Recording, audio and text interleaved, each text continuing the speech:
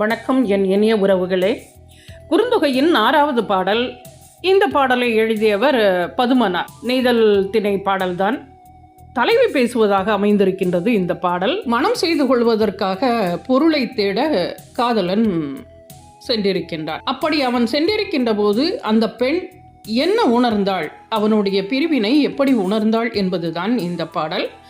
மனித மனத்தினுடைய உணர்வுகளை படம் வரைந்து காட்டுகின்ற சொல் ஓவியங்கள் தான் இலக்கியங்கள். அதிலும் சங்ககால அகைய பாடல்கள் இயற்கையோடு பின்னி பிணைந்து உள்ளத்து உணர்வுகளை இலக்கியமாக நமக்கு தந்துள்ளன.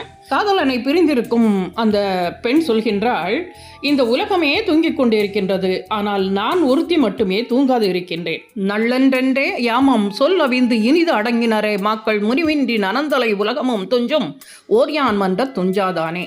பாடலின் விரிவான விளக்கத்தினை இத்தோடு இணைத்துள்ளேன்.